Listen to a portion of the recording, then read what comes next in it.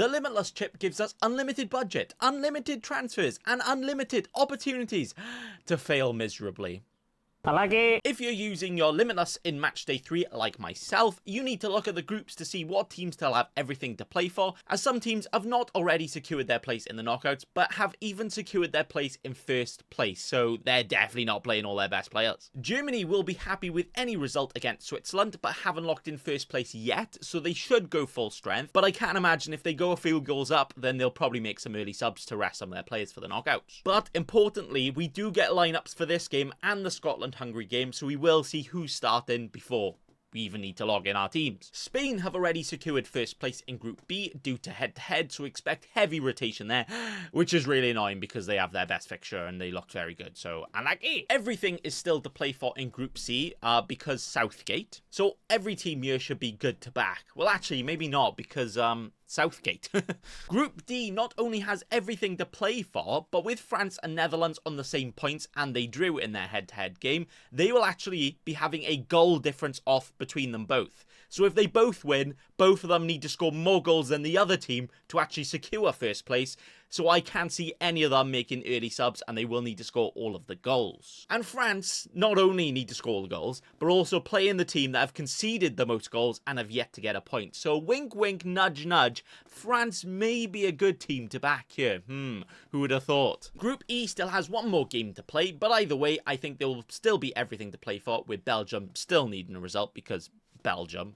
What are they doing? And Group F may see Portugal secure first place if they win and Czechia don't today, but either way, could see Portugal rotate there. So with all of that being said, most teams are good to go for, but beware of some rotation. With how we've seen the teams play and the fixtures this week, and what teams need to win and score all of the goals, I think the teams to heavily back this week are Germany, England, France and Belgium, and maybe Portugal if they haven't secured their place. But as always, there's always good options from every team, so just aim to get all of the points. Now, Bacon Boy's top tip, not the tips I usually give on my OnlyFans, a wink wink, but my fantasy football tip is when using the Limitless, it's very easy to fall into the trap of just choosing the most expensive players because you got all the budget, right? It's like a shiny new toy, you get all the money, you're like, yes, I must spend all the money. But if you actually look at the total points scored by all of the players in all of the games so far, most of them actually do not cost that much money at all. Now, that's not to say all of the cheap boys will score the most points,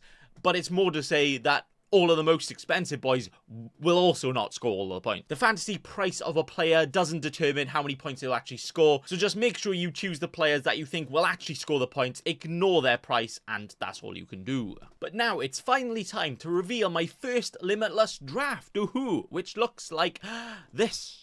Oi oi. So I've got the double Germany against the Switzerland, with the best attacker Musiala and a goalkeeper which I think will have to make a lot of saves if he keeps clean sheet, but if he does, all of the points. We have a lone Soberslai against a Scotland because I do think Hungary will be hungry for that game and will score the points. And Soberslai, you know, he's a set piece merchant, he's a point merchant, I reckon he can go big there. The rotated Spain is hard to predict, but with Ayorzabal having the most minutes out of any sub player that's come on and has come on in both games, I think not only will he play, I think he will start and he could also be on penalties. So if you are to go for one, I think he is a good one. But the rest of them, it's not too sure how much they will actually rotate there. I reckon they will rotate heavy. But even their rotated squad against an Albania who have been doing well, I don't think that means you definitely need to get Spain players. I think we can get away with just one or two. I've gone for a DeMarco against Croatia, which I'm not too sure about. But I think that's a decent game to target, and DeMarco is quite attacking, gets the ball recoveries anyway, so I'm okay with that one. I have triple France because, I mean, they need to get a win to go through, and also they are France. But I've actually gone for double defense over double attack, even though they need to score the goals, and I think they will score the goals against Poland. Now, annoyingly, most of the French attackers are listed as an attacker and not a midfielder, so you can't really get in a Griezmann or a Dembele very easily. And with how good their defense has been, they've kept 2 clean sheets, and they do get the ball recoveries as well.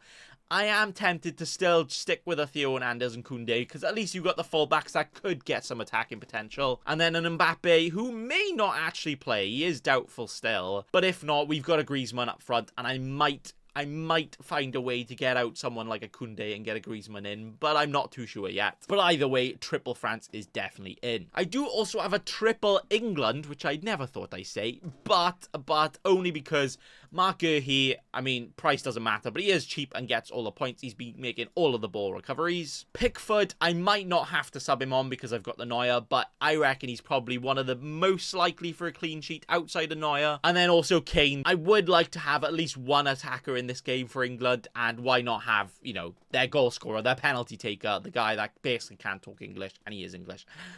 But I think he is the one to go for. I also got a double Belgium with Lukaku and De Bruyne against Ukraine. Now, they might actually lose today, and I'm looking at this and be like, no, I definitely don't want any Belgium. But for now, I think these two, with their price, you make the good use out of the Limitless.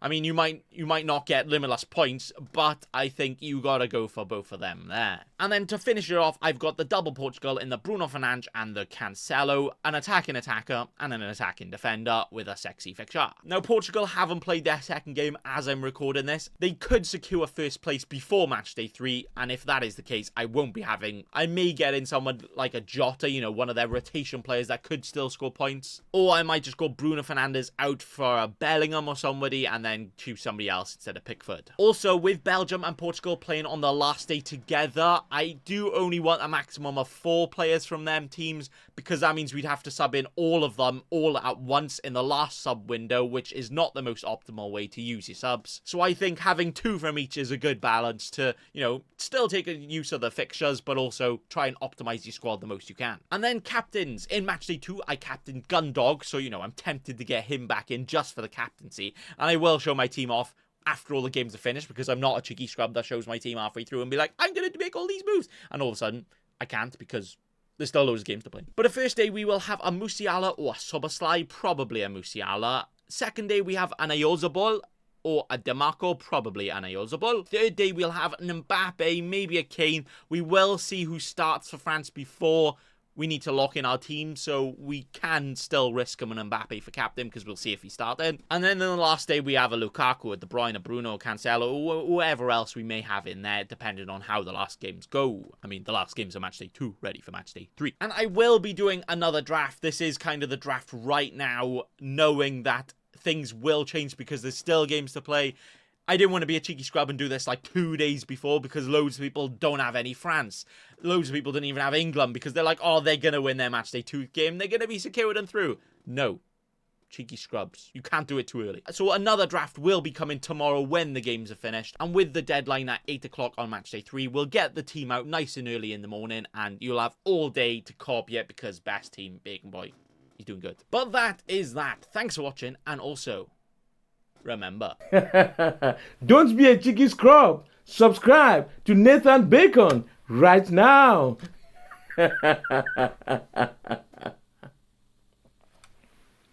Don't let your memes be dreams.